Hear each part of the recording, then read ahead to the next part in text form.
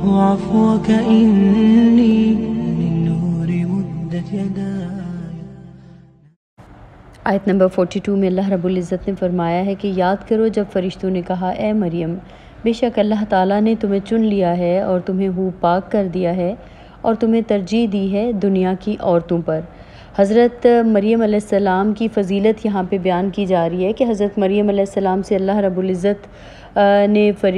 فرشتوں کے ذریعے یہ کلام کیا کہ اللہ تعالیٰ نے ان کی کثرت عبادت، ان کے زہد، ان کے نجاستوں اور وسوسوں سے طہارت کے باعث انہیں منتخب فرما لیا ہے، انہیں دوبارہ اہل عالم کی عورتوں پر فضیلت بخشنے کے لیے منتخب فرمایا ہے۔ رسول اللہ صلی اللہ علیہ وسلم کے ارشاد کا مفہوم ہے اس امت کی عورتوں میں سب سے بہتر مریم بنت عمران تھی اور اس امت کی عورتوں میں سے بہتر حضرت خدیجہ بنت خویلد ہیں۔ پھر اللہ رب العزت نے فرمایا کہ فرشتوں نے حضرت مریم علیہ السلام کو حکم دیا کہ وہ کثرت سے اللہ تعالیٰ کی عبادت کریں، خشوع و خضوع کا اظہار کریں اور اللہ تعالیٰ کے سامنے خوب رکوع اور سجدے کریں، کیونکہ اللہ تعالیٰ اب ایک ایسے امر کا اظہار چاہتا ہے جس کا اس نے پہلے سے فیصلہ فرما رکھا ہے، جس میں ان کے لیے آزمائش بھی ہے اور یہ امر ان کے لیے دونوں جہانوں میں رفت اور شوکت کا باعث بھی ہے۔ اس میں اللہ تعالیٰ اپنی عظیم قدرت کا اظہار فرمائے گا اور بغیر باپ کے ان کے ہاں بچہ پیدا کرے گا۔ بس فرمایا کہ یا مریم اقنتی لربک واسجدی وارکعی مع الراکعین کہ اے مریم اپنے پروردگار کی فرما برداری کرنا اور سجدہ کرنا اور رکوع کرنے والوں کے ساتھ رکوع کرنا۔ یہاں پہ قنوت کے معنی خشوع کے ساتھ اللہ تعالیٰ کی اطاعت کرنا ہے، جیسا کہ اللہ تعالیٰ نے سورہ بقرہ میں فرمایا ہے کہ بل لہ ما فی السماوات والارض کل لہ قانتون، بلکہ جو کچھ آسمانوں اور زمین میں ہے سب اسی کا ہے اور سب اس کے فرما بردار ہیں۔ اور اللہ تعالیٰ اس واقعے کو سے مطلع کرنے کے بعد اب ڈائریکٹ جو ہے وہ حضرت محمد مصطفیٰ صلی اللہ علیہ وسلم کی طرف جو ہے رخ انور ہو گیا ہے، اور یہاں پہ آپ صلی اللہ علیہ وسلم سے فرمایا جا رہا ہے کہ ذالک من انباء الغیب نوحیہ الیک کہ نبی صلی اللہ علیہ وسلم یہ باتیں جو ہیں یہ غیب کی خبریں ہیں جو ہم آپ کی طرف وحی کرتے ہیں، یعنی آپ صلی اللہ علیہ وسلم کو سناتے ہیں۔ وما كنت لديهم اذ يلقون اقلامهم ايهم يكفل مریم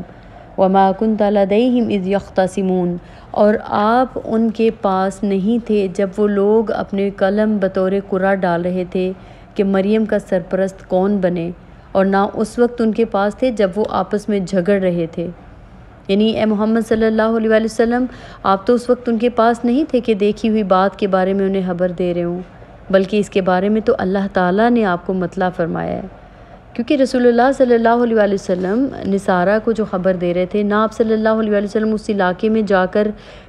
کبھی رہے، نہ آپ صلی اللہ علیہ وسلم کبھی اس علاقے میں گئے، اور پھر جس زمانے کی یہ بات ہو رہی ہے وہ زمانہ بھی رسول اللہ صلی اللہ علیہ وسلم سے بہت دور کا زمانہ ہے۔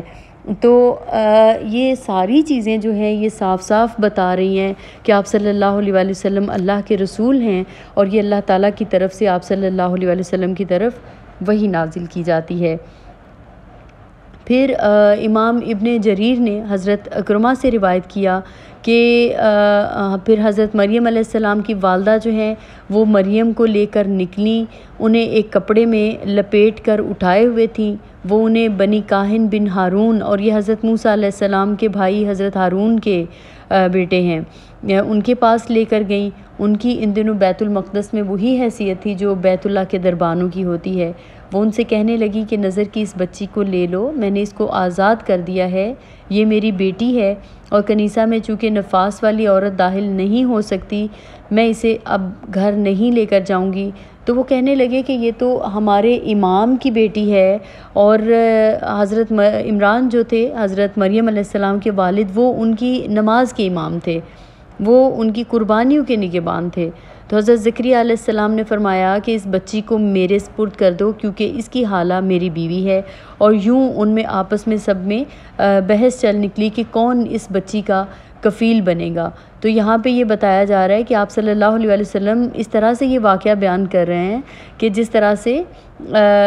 آپ صلی اللہ علیہ وسلم کی آنکھوں دیکھا واقعہ ہو کہ وہ مریم کے بارے میں قرعہ ڈال رہے تھے کہ کون ان کا کفیل بنے، کیونکہ کفیل بننا وہ اس لیے چاہتے تھے کہ سب لوگ اجر و ثواب حاصل کرنا چاہ رہے تھے۔ اس موقع پر انہوں نے اپنے کلموں سے قرآن اندازی کی، ان کلموں سے جن سے وہ تورات لکھا کرتے تھے۔ حضرت زکریا علیہ السلام کے نام کا قرآن نکل آیا اور حضرت مریم علیہ السلام کی کفالت جو ہے وہ ان کے سپرد کر دی گئی۔ بعض روایات میں ہے کہ ان لوگوں نے نہر اردن میں جا کر قرآن اندازی کی، اس میں اپنے کلموں کو ڈالا اور کہا کہ جس کا قلم پانی کے بہاؤ میں ثابت رہے وہی اس کا کفیل ہوگا۔ تو سب کے قلم پانی میں بہہ گئے اور یہ جو عظیم ذمہ داری تھی یہ حضرت زکریا علیہ السلام کے نصیب میں لکھی تھی۔ حضرت زکریا علیہ السلام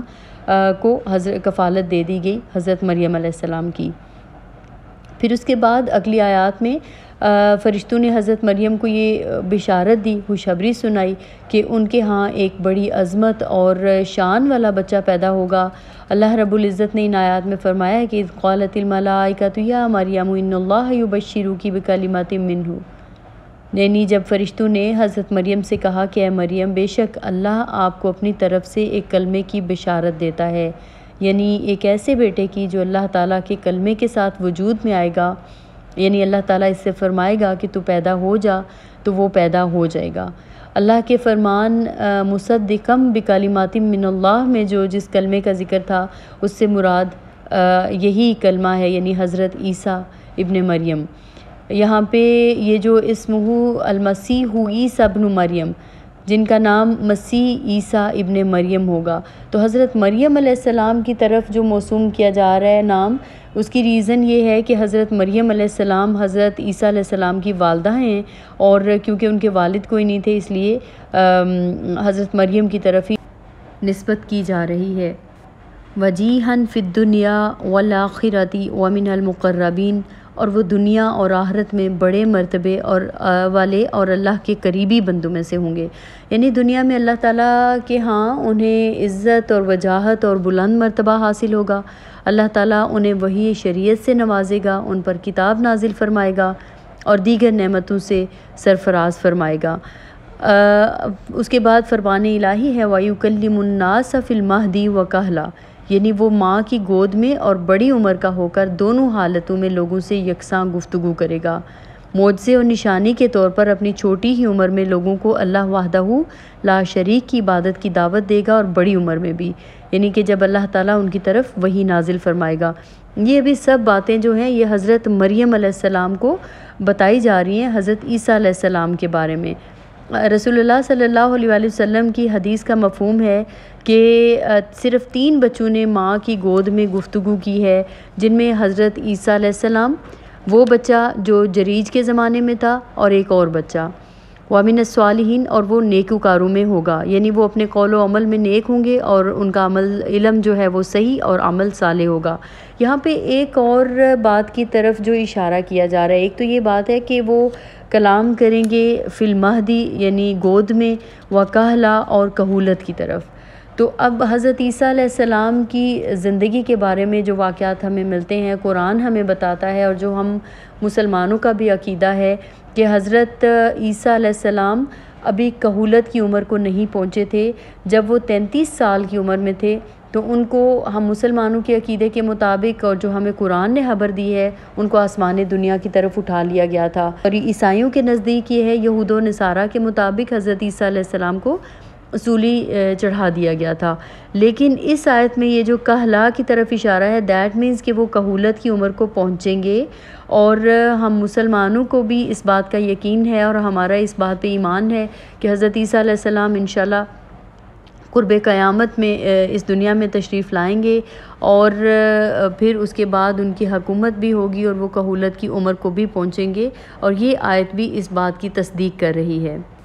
حضرت مریم علیہ السلام نے جب اللہ تعالیٰ کی اس بشارت کو فرشتوں سے سنا تو اپنی مناجات میں کہا کہ ربی انا یکون لی ولد ولم یمسسنی بشر، کہ میرے پروردگار میرے ہاں بچہ کیوں کر ہوگا کہ کسی انسان نے تو مجھے ہاتھ تک نہیں لگایا، یعنی میرے ہاں یہ بچہ کس طرح پیدا ہوگا؟ اور سورہ مریم میں آتا ہے کہ میرا تو کوئی شوہر ہی نہیں ہے، نہ میرا شادی کرنے کا ارادہ ہے، اور اللہ کی پناہ نہ میں بدکار ہوں۔ تو پھر فرشتے نے اللہ تعالیٰ کی طرف سے اس سوال کا جواب دیتے ہوئے کہا کذالک اللہ یخلق ما یشاء، اللہ اسی طرح جو چاہتا ہے پیدا کرتا ہے، یعنی اللہ تعالیٰ کا امر اسی طرح عظیم ہے، کوئی چیز اسے مغلوب نہیں کر سکتی۔ اور پھر یہاں پر اپنے فرمان کے ساتھ یہ بھی صراحت فرمائی یخلق ما یشاء، اللہ جو چاہتا ہے پیدا کرتا ہے۔ یہاں پہ یہ نہیں فرمایا کہ جو چاہتا ہے، جیسا حضرت زکریا علیہ السلام کی دعا میں تھا، یہاں پہ یہ فرمایا ہے، واضح طور پر یہ چیز واضح کر دی ہے، فرما دیا ہے کہ وہ جو چاہتا ہے پیدا کرتا ہے، تاکہ کسی بھی باطل پرست کے دل میں کوئی شبہ باقی نہ رہے۔ اور پھر مزید تاکید کے طور پر کیا فرمایا اذا قضا امرا فانما یقول له کن فیکون، جب وہ کوئی کام کرنا چاہتا ہے تو ارشاد فرما دیتا ہے کہ ہو جا، تو وہ ہو جاتا ہے۔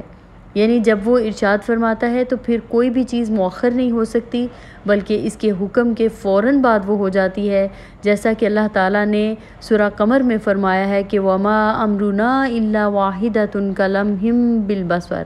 اور ہمارا حکم تو آنکھ کے جھپکنے کی طرح ایک ہی ہوتا ہے، یعنی ایک ہی بار ہم حکم دیتے ہیں تو وہ چیز فوراً آنکھ جھپکنے کی طرح ہو جاتی ہے۔ فرشتوں نے حضرت مریم علیہ السلام کو ان کے بیٹے حضرت عیسیٰ علیہ السلام کے بارے میں جو بشارت سنائی، یہاں پہ اللہ سبحانہ وتعالیٰ اس کے ذکر کو مکمل کرتے ہوئے بیان فرما رہا ہے وَيُعَلِّمُهُ الْكِتَابَ وَالْحِكْمَةَ،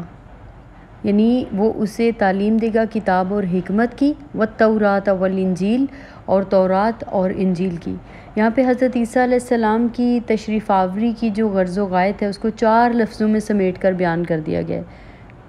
کہ اللہ تعالیٰ اسے اس لیے دنیا میں بھیج رہا ہے تاکہ اس کو کتاب کی تعلیم دے اور حکمت سے آشنا کرے۔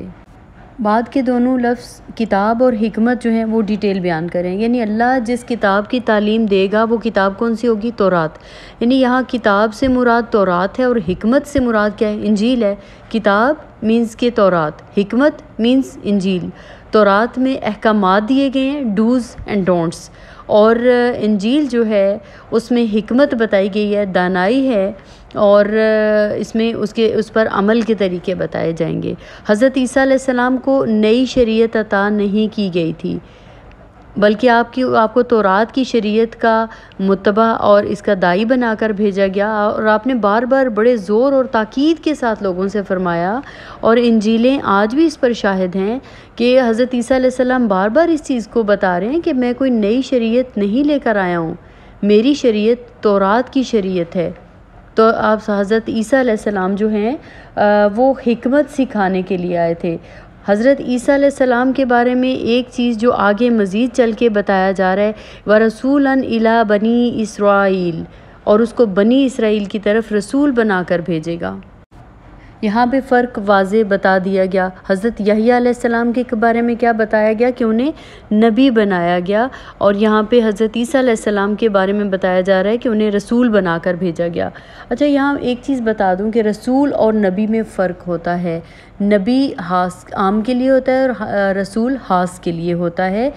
ہر رسول جو ہے وہ نبی بھی ضرور ہوتا ہے، لیکن ہر نبی کے لیے رسول ہونا ضروری نہیں ہے۔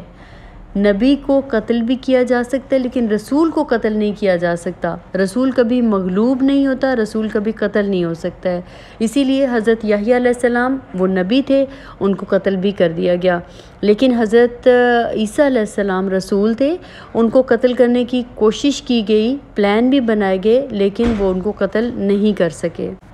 ارشاد باری تعالیٰ ہے اور عیسیٰ بنی اسرائیل کی طرف رسول ہو کر جائیں گے اور ان سے کہیں گے میں تمہارے پاس تمہارے پروردگار کی طرف سے نشانی لے کر آیا ہوں، وہ یہ کہ میں تمہارے لیے مٹی سے پرندہ بناتا ہوں، پھر اس میں پھونک مارتا ہوں تو وہ اللہ کے حکم سے سچ مچ پرندہ ہو جاتا ہے۔ آپ اسی طرح کیا کرتے تھے کہ مٹی کے گارے سے پرندے کی شکل کی مورت بناتے، پھر اس میں پھونک مارتے تو وہ اس اللہ کے حکم سے آنکھوں کے سامنے اڑنے لگتا، اس اللہ کے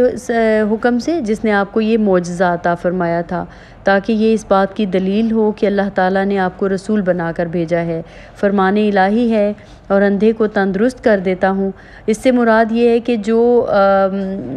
مادرزاد اندھا ہوتا تھا، بائی برتھ جو بلائنڈ ہوتا تھا، اور یہ ایک بہت زبردست معجزہ ہے اور ایک بہت بڑا چیلنج بھی ہے، والابرص اور ابرس کو بھی، یعنی کوڑی۔ اب یہ کوڑی جو ہے، کوڑ ایک ایسی بیماری ہے کہ کوئی ایسے شخص کے قریب بھی نہیں جاتا، اس میں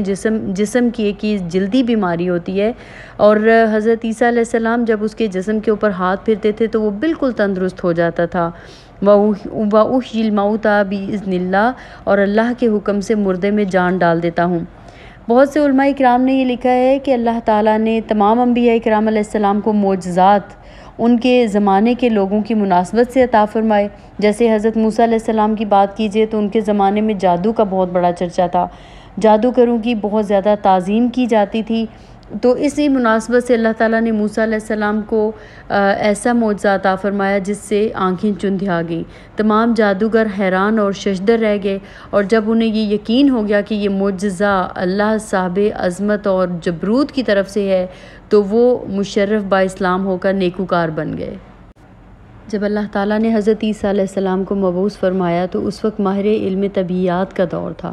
اور اس مناسبت سے وہ ایسے معجزات لے کر آئے جن کا کوئی مقابلہ نہیں کر سکتا تھا سوائے اس کے جسے اس ذات گرامی کی تائید اور حمایت حاصل ہو جو شریعت کو نازل فرمانے والا ہے۔ اب غور کیجئے کہ کسی بھی طبیب کو یہ قدرت کیسے حاصل ہو سکتی ہے کہ وہ مردہ کو زندہ کر دے، یا برس میں مبتلا مریض کو تندرست کر دے، یا قبر میں مدفون انسان کو زندہ کر کے اٹھا دے، مادرزاد نابینے کو وہ ٹھیک کر دے۔ اسی طرح جب حضرت محمد صلی اللہ علیہ وسلم تشریف لائے دنیا میں تو اس دور میں فصاحت اور بلاغت بہت عظیم شعراء کا بڑا چرچا تھا۔ اس مناسبت سے اللہ تعالیٰ نے آپ کو وہ کتاب عطا فرمائی کہ اگر کائنات کے تمام جن و انس مل کر بھی اس جیسی کتاب لانا چاہیں تو ہرگز نہ لا سکیں، بلکہ ایک صورت بھی کبھی نہ لا سکیں، ہاں ایک دوسرے کے ممدود و معاون ہی کیوں نہ بن جائیں، کیونکہ یہ اللہ رب العزت کا کلام ہے۔ وَأُنَبِّئُكُم بِمَا تَأْكُلُونَ وَمَا تَدَّخِرُونَ فِي بُيُوتِكُم، جو کچھ تم کھا کر آتے ہو اور جو اپنے گھروں میں جمع کر رکھتے ہو سب تم کو بتا دیتا ہوں، یعنی میں تم کو یہ بھی بتا دیتا ہوں کہ اس وقت تم میں سے کوئی کیا کھا کر آیا ہے اور اس نے اپنے گھر میں کل کے لیے کیا جمع کر رکھا ہے۔ إِنَّ فِي ذَلِكَ لَآيَاتٍ لَكُمْ، بے شک ان سب باتوں میں البتہ تمہارے لیے نشانی ہے، یعنی اس بات کی کہ جو کچھ میں تمہارے پاس لے کر آیا ہوں یہ سچ ہے۔ إِن كُنتُم مُؤْمِنِينَ، اگر تم ایمان لانے والے ہو۔